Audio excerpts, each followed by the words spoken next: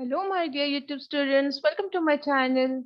Today in this video, we are going to learn a class 8 English lesson, The Heavenly Parasol. And we are going to see part 1 of this lesson today. So stay tuned to the end of the video.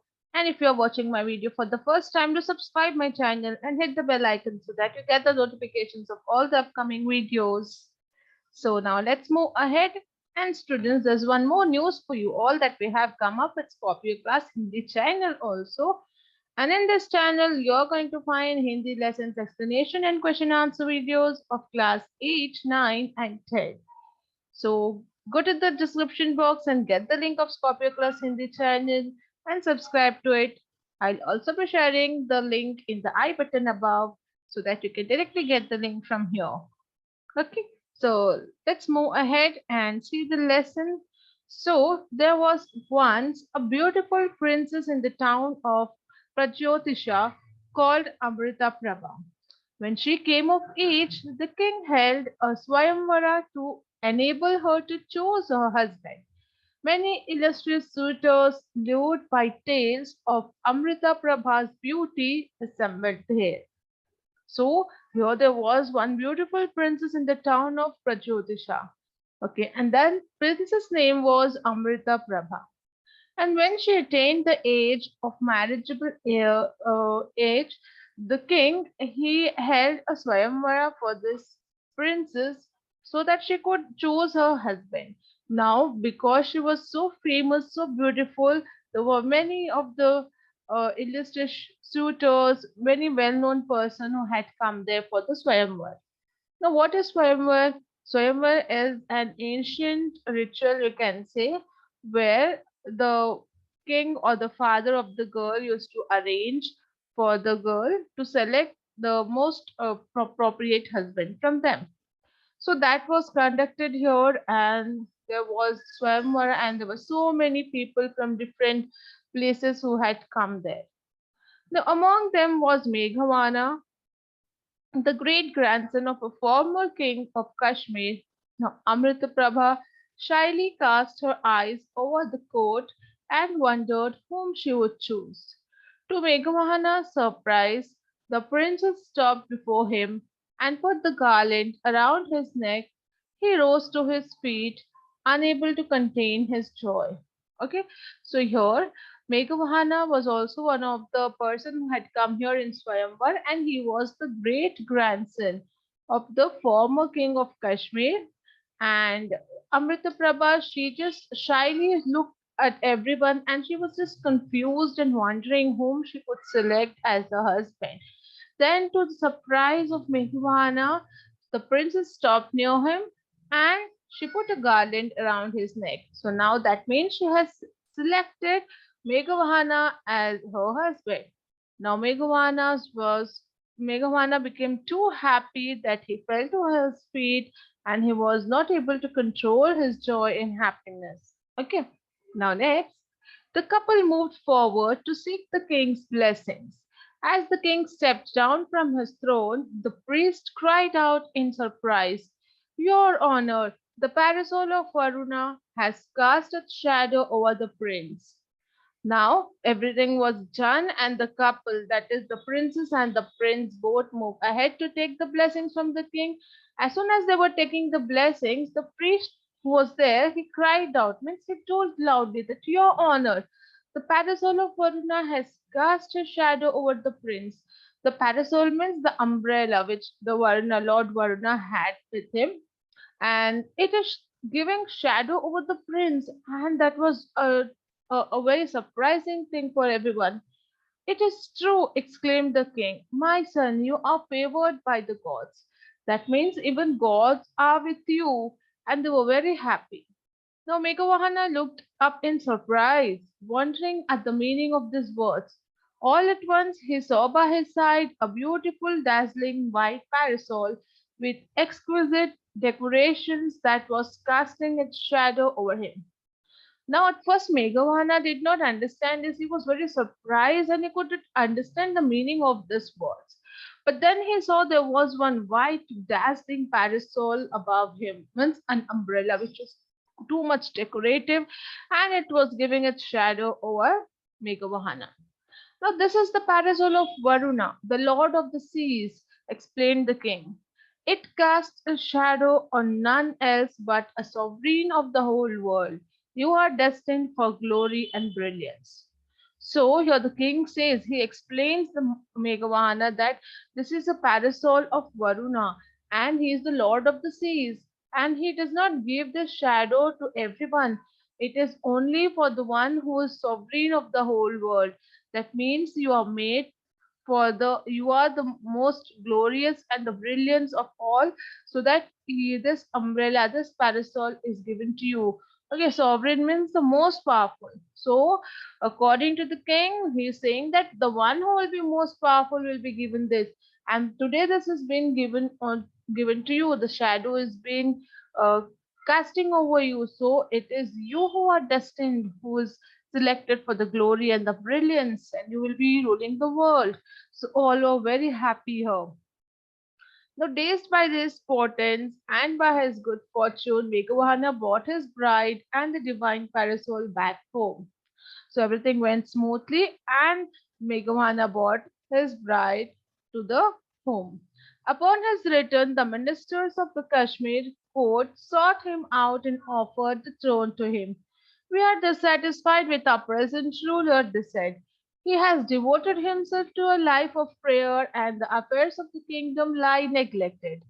The people suffer because of this. Your noble character and bravery are well known in this parts.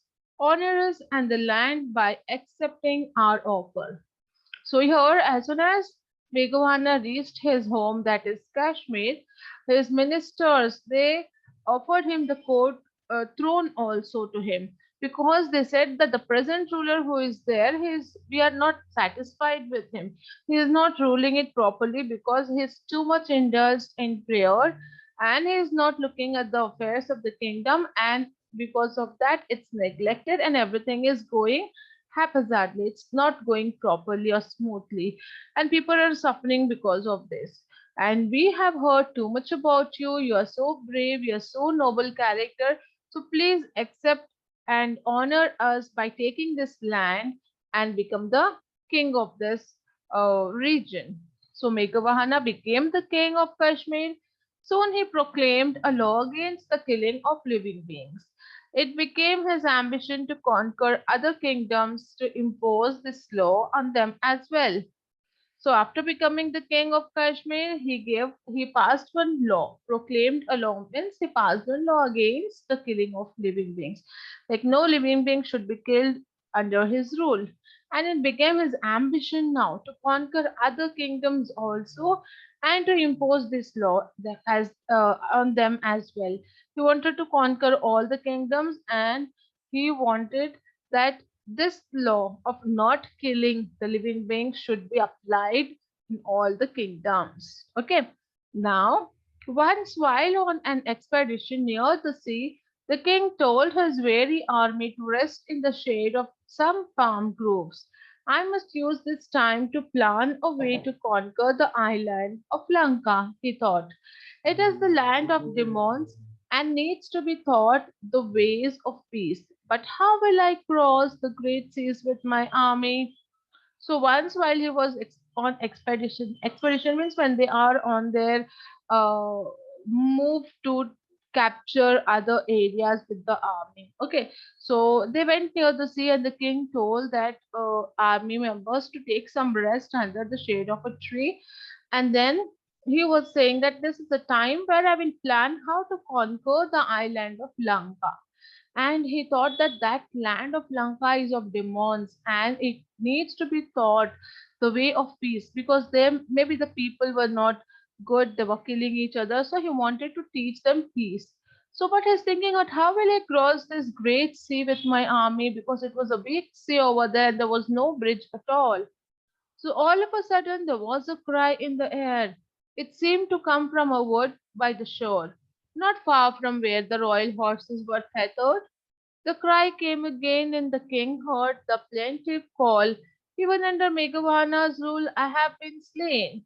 Okay, So there was a cry, means a loud voice coming from inside the wood, means from the forest nearby the shore, where their royal horses were tied up. Tethered means tied up. Now again he heard the cry, and he heard even the sentence that even under Meghavana's rule you are killing me. I have been slain. Slain means killing. So, in his agitation, the king did not wait to summon his officers, but ran towards the wood. Plunging through the undergrowth, he fought his way till he came to the clearing.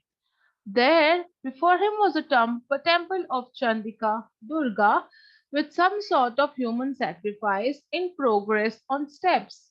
A man lay on the ground, his arms raised for mercy, and a menacing look barbarian stood over him, brandishing his sword. Now, when he heard this Meghavana, that under even my rule, someone is being killed, someone is saying the sentence, he just ran. He did not wait for his officers to come. He ran and jumped from here and there and found a way. And he reached that place where the people were there, and he saw that there was a temple and something was going on. Some human sacrifice was going on. Human sacrifice means killing a human being for the sake of God. Now, when he saw that the man is on the ground, his arms is raised up, and he's asking, is begging for mercy, and the barbarian who was standing in front of him, brandishing his sword, he was having sword high above.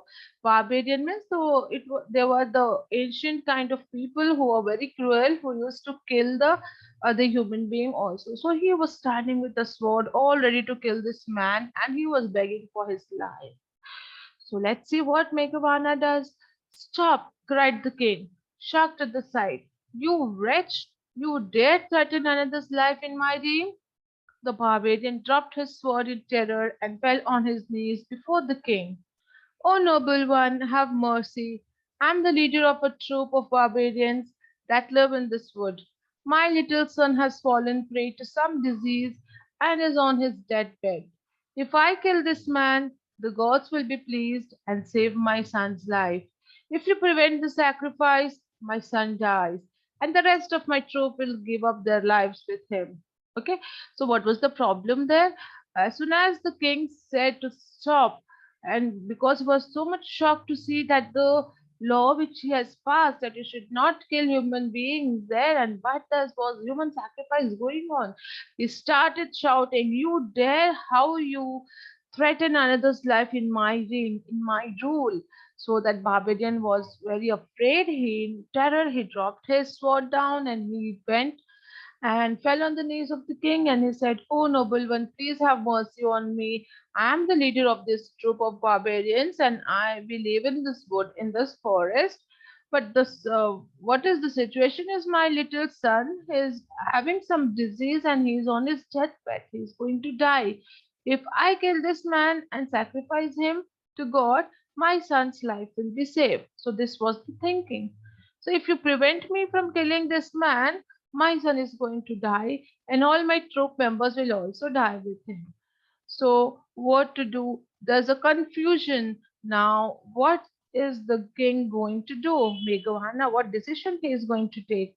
All these things we'll see in the next video. So, stay tuned and keep watching. I hope you liked this video and you understood part one of this chapter. If you liked it, do hit the like button and share with your friends.